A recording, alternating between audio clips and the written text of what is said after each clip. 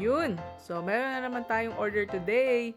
Isang bento cake at dalawang size 6 na chocolate moist cake na may chocolate ganache at dulce de leche. Itong bento cake muna yung gawin natin. So, ang request ni client ay color white lang na may number 17 sa gitna. So, simpleng bento cake lang to. Ang price nito ay nagre-range ng 200 to 300 pesos. Pero syempre, depende yun sa design. Tapos, yung bento cake ko, naka-box para maganda. And alam nyo ba, katatapos lang ng 8-hour shift ko today. Pero syempre, alipin tayo ng salapi, so tatanggap tayo ng cake orders. Tsaka sa totoo lang, pag gumagawa ako ng ganitong bento cake, gusto ko may ibang kasabay na cake. Kasi kahit maliit lang tong cake na to, same lang yung hugasin ng mga malalaking cake. Pero syempre, hindi natin tatanggihan yung mga ganitong order. Kasi paano naman kung ito lang yung afford ni client para sa loved ones niya. Tsaka ako naman kasi, nagbe-bake ako, hindi para kumita ng malaki. Kumbaga, itong pagbe-bake ay isa lang din talaga sa mga libangan ko. Stress reliever ko. Tsaka iba talaga yung nabigay sa akin ng pagbe-bake. Para bang nawala yung mga iniisip-isip ko noon.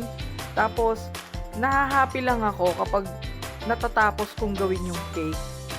Tapos, ime-message ka ng client mo o ng mga customer mo na masarap yung cake, maganda yung cake.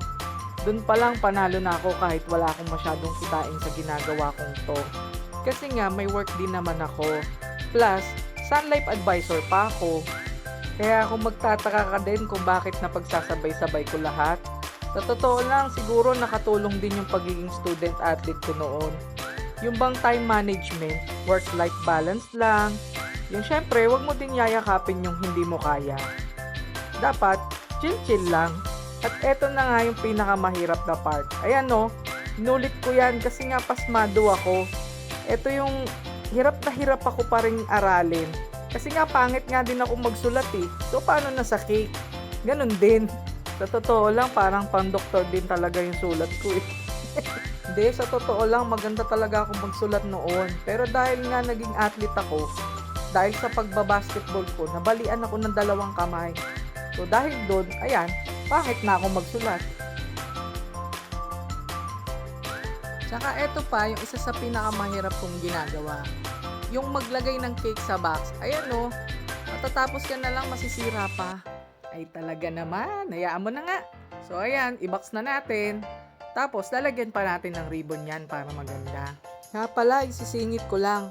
Kasi may bagong ino-offer si Sun Life. Gusto mo bang ma-insure ang mga parents or grandparents mo? Yung ages 50 to 70 years old. Kahit may health history na or may maintenance na. Pwede. Walang medical exam na kailangan. Tapos, lifetime coverage up to age 100 na to. At meron din tong investment component. Tapos may special bonuses pa. Flexible pa yung pagbabayad at mga payment option. So ano pa hinihintay nyo? Message nyo na ako. Tutulungan ko kayo. Isa din to sa magandang regalo na maibibigay natin sa mga parents natin ngayong Pasko. Kasi nga siguro noon, hindi nila na-prioritize na kumuha na life insurance. Dahil nga, syempre busy silang pag-aralin tayo, asikasuhin tayo, at unahin yung mga pangangailangan natin.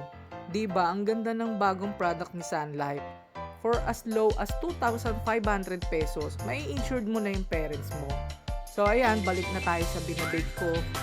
Ito yung order ng 2 kaibigan ko. So shoutout nga pala kila Biela at Ronate. Salamat ulit sa pag-order ninyo.